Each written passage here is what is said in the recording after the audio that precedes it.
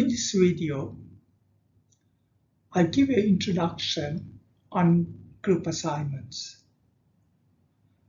In this presentation, I have classified the presentation into 5 parts. What is group work? Why we do group work? Third, where to start? And how can we help? Fourth, when you don't know what to write and present, I can give you some tips about it. Fifth, how can you maximize marks? And we'll talk about that. So what's group work? They can take various forms. It could be a case study, a business case, a creative reporting, a piece of presentation. What is familiar about group assignments is that the topic is less structured. There are multiple ways to approach it, with arriving at different solutions. So when we talk about group work, it is cooperative learning. It brings students together.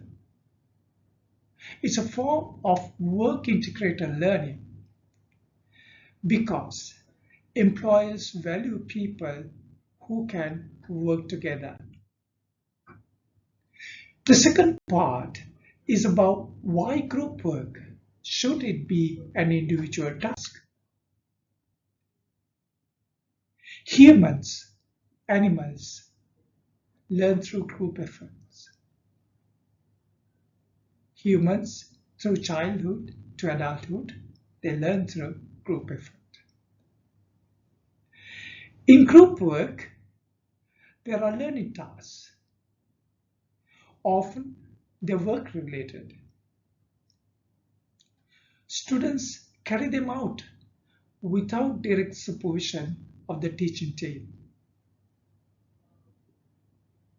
And students can accomplish the task in the way they want. The teachers assess the delegated authority and autonomy given to students through a marking criteria. So why group work?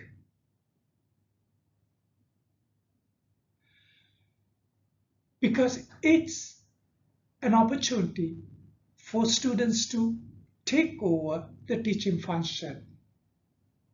But one member cannot do it all or most of it. So it requires collective efforts. It requires all members to support each other, teach others, and learn from others. Third, where to start and how can we help?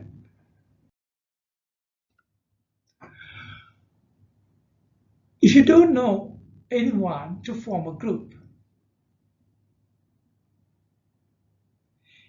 enroll in a group and let others join, or join a group with vacancies. Advantage of doing that is you can learn from each other more. You can work without compromising on the agreed work. You can report that you had to do someone else's work without guilt. And the group work does not award a mark common to all. It is adjusted based on efforts and contribution to the group. If you know people and like to work in a group, then you can enroll in a group and then you can select your preferred members and join that group. But there are a couple of disadvantages in this arrangement. You might probably learn less from each other because you have taken for granted that status quo. You also cannot assert and demand for others to perform because they are probably friends and you might end up doing others' work. So where to start? Form a group as soon as possible. Receive group assignment details.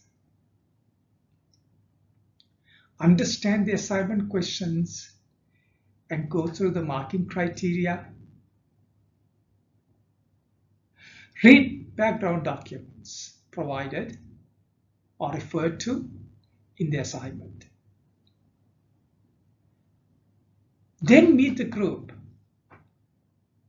There are various ways to meet group members: online through chat groups, discussion boards, phone, and face-to-face.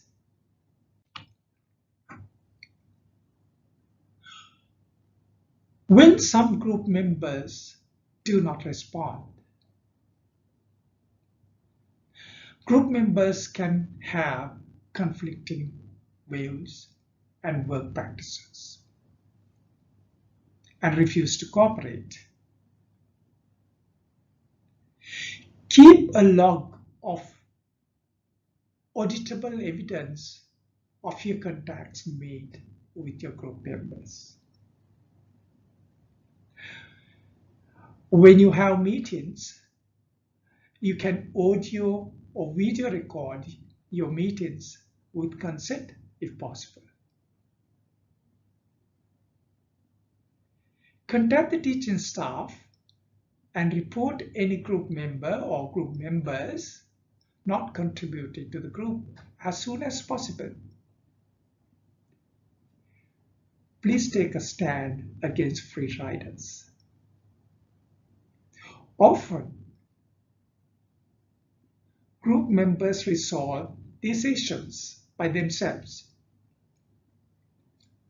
If required, teaching staff can offer you tips, and teaching staff can facilitate an intervention to get the group going.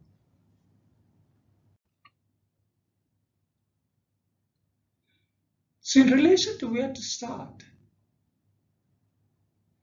have the first meeting as soon as possible. Develop a work plan. Decide as a group how often you would meet.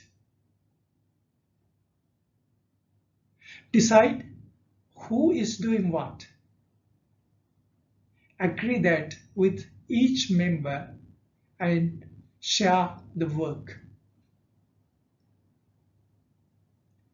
Keep a log of your contribution.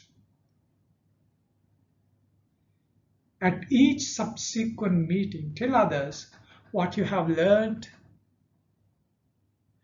and return and share that work with group members. There are various ways to work together as a group.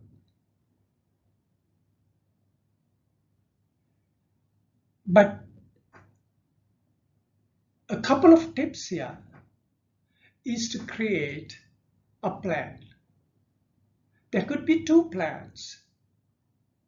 One is the activity plan. The other is meeting plan. They work together. They are interconnected. Let's say there are 4 members in a group. So you look at the group assignment.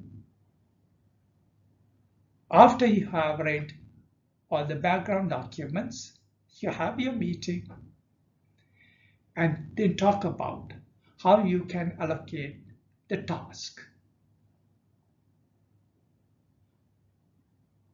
for the 4 members.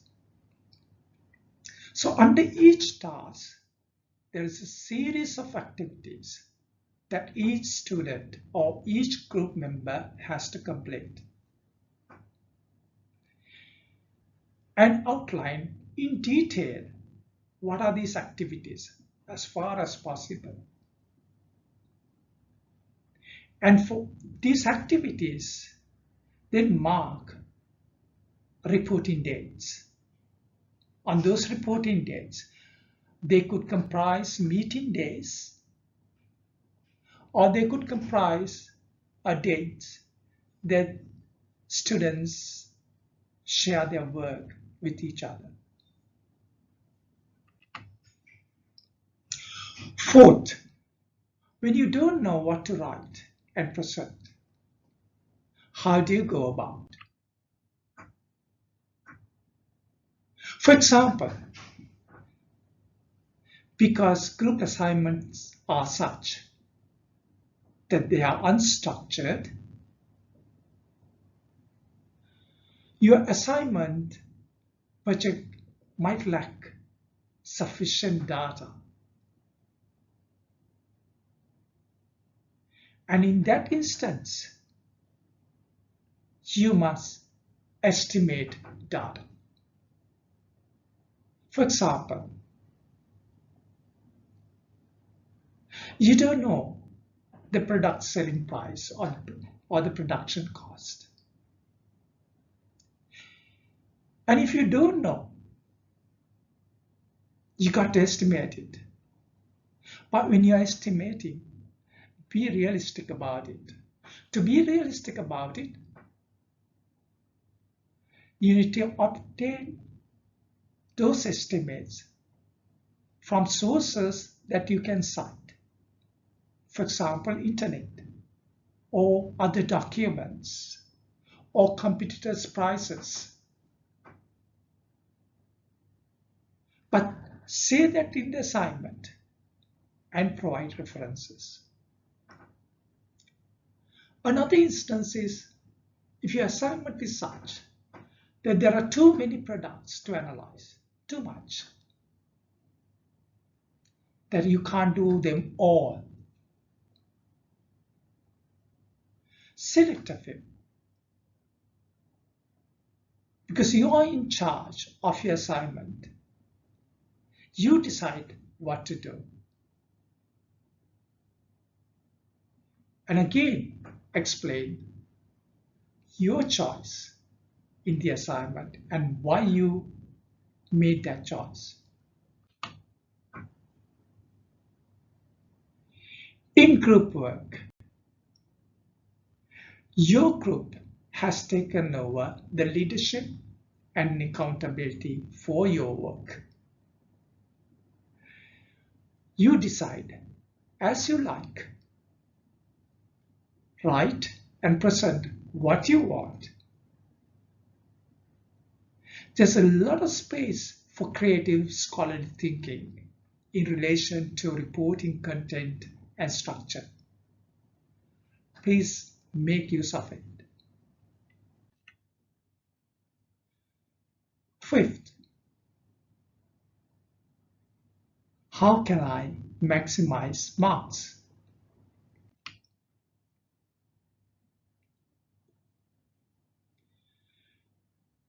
Group assignments allow and encourage creative scholarly thinking.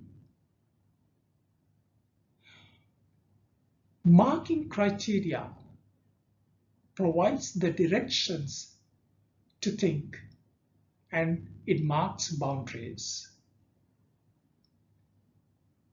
Look at the marking criteria. Look at the marking guide and follow it to maximize marks. For example, if the marking guide offers marks for good referencing, take care of the reference.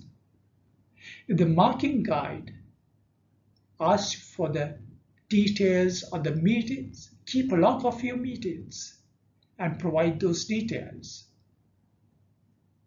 If the marking guides rewards marks for analytical thinking, do that and demonstrate in your assignment. When you're writing and completing your report or the presentation, because this is a scholarly exercise, give due credit for this knowledge. And others' knowledge could be human or machine generated, but you need to give due credit for it. Please use others' knowledge as a basis to think. It's a great foundation. But you earn marks for thinking for yourself as a group and reporting about it. And submit the assignment on time.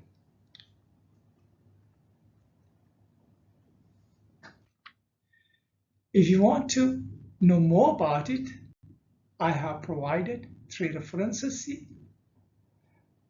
You can look at them.